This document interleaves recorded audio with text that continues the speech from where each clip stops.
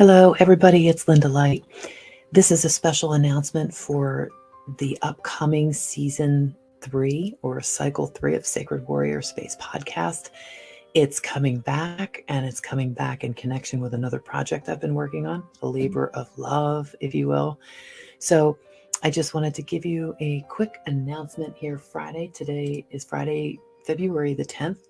Next Friday, the 17th, Bev Morrison, astrologer Bev Morrison, will be joining us again live. So if you want to set your calendars for 7:30 Eastern time, we will be taking questions live as Bev always does, and anything interesting that's going on, which we all know there's a lot of interesting astrology things going on right now, but she will be there to answer any questions you might have. And I will be announcing right now a major project I've been working on. It's known as Ascension Maps. It's the third Cycle of Sacred Warrior Space podcast, but it's a little more than that. My soul wanted a full-on playbook for Ascension Maps, and it's been coming together for about a year, well, maybe longer. It's going to point in the directions for people that are just starting to wake up so they can get foundational principles about how to live in a multi-dimensional state, how to activate their own light bodies and self-govern, true sovereignty, true personal empowerment within their own fields, and energetic sovereignty. So this is going to be more of a guidepost for people that have already woken up to the fact that they're more than just a body or a body and a mind. There's, those two polarity realms, but then there's the spiritual realm where there is no polarity. And so this is in keeping with light workers, way showers, gatekeepers that might have been hitting the snooze button for a while, or maybe it's just their divine timing for waking up. Regardless of whatever you may judge it to be, that whole new perspective on not judging yourself so harshly, and how to step into that true self-empowerment and really be able to step into being who you are, sharing all your gifts, sharing your love creations, sharing your treasures, which is your wisdom. And so this is a roadmap, and it's free. It's my gift to humanity. I wanted to release it on February 14th because it's a gift of love, but it's an unconditional piecing together from my higher self, my soul, my oversoul, helping me to bring everything back together. It's sort of like my life's work and bringing it all into something that's, in a nutshell, like a roadmap or a template for when you're, so you're ascending, now what? And this hopefully will help a lot of people, and those who it's meant to help, it will, because we trigger each other. We initiate and we self-initiate, but we give each other guidance to help each other wake up and have those cellular memories. That's how we know the true bodhisattva resides within, in the Christ consciousness, in the light that is within you. That's how you know it's true, is when you're sharing gifts without the competition, without the judgment, without the past getting in the way, without old programs on repeat in that poop loop that we keep saying we're spiraling out of. So be that spiral out of. Don't be in the muck that's pulling you back. Don't stay there. Reconnect with your higher self. Be in super consciousness. And a lot of this talk right now is the kind of stuff on Ascension Maps that I give guiding principles to for people that are just kind of waking up and their mind is all over the place, because the mind starts going crazy. It's like when you're down in a body, the pendulum swings both ways. It can take a long, long time because it's the densest we are in the physical body.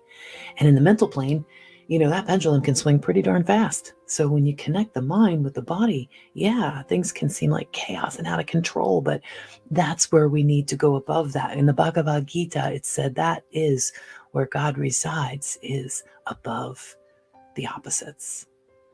And so thank you, Bhagavad Gita. And it's sacred writings. It's just older, ancient teachings that are the wisdom of the ages, knowing there was 7 universal laws, 7 basic guiding universal laws, and the first 3 being immutable, And of course, the last four being ones we overcome now. Let's see. Maybe this is time to get into this. Let us see. So the law of mentalism is that all is mind. You are the mind. The universe is mental. So that's an immutable law. That doesn't change. Only your perspective on that can change. Or the law of correspondence, there's no separation. The only difference is the rate of vibration, but it's the same pattern everywhere. That's like saying if you take a glass of water from the ocean and the glass of water contains the whole of what the ocean is. The whole is contained within the one, and the one is contained within the whole. So there's no separation. The law of vibration. Oh, yeah. Well, so wait, let's go back to the law two, law of correspondence and no separation. It's also the basic sacred geometry patterns that you see that are the same throughout the plant and animal kingdom, throughout the human kingdom. It's also throughout the celestial bodies. It's the same pattern that you see, sacred geometry. Okay, so law three, the law of vibration. Nothing rests. Everything is in movement. Everything vibrates. You know, you have a frequency signature frequency for every thought you send out. So all is energy. Law three, the law of vibration. Just think about all is energy. It's all connected. And you are the mind. They're the three immutable laws and the universal laws. And when we get into the mutable laws, I guess we'll use this as a little bit of an intro. I'm going to do all seven. I'm going to cover the seven mutable ones because overcoming the seven, the last four, using your knowledge for the first three to overcome the last four. The last four are more, they're mutable, so they can be overcome. It's rising above, like the law of rhythm and not having something swing too far. And how do you get it to balance in the middle? And the law of polarity and the cause and effect and the law of gender. How do you rise above that?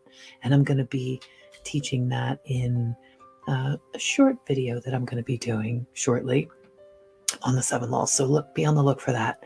And that's just some more information that my soul wants to get across. And so as I'm being guided to give certain things, I'm also going through remembrance and cellular memory. So it's not always something that, hey, this is just a little nugget that I have in here. Let me just throw this out there for everybody. And, you know, it's something that I know. No, it's not like that.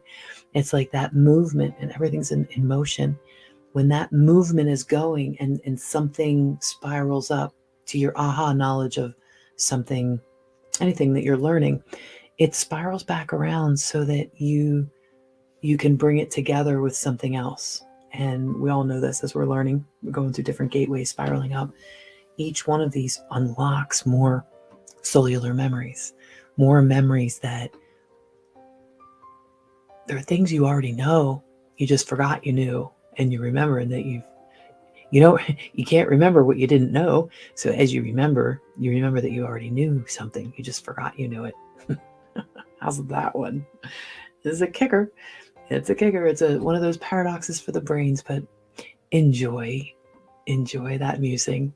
And then join me the 17th, which is next Friday night, when we have astrologer Bev Morrison joining us to talk about all kinds of things. That should be 7:30. Look forward to seeing you then. Take care and just be a little bit better today than you were yesterday. And don't be food. Bye.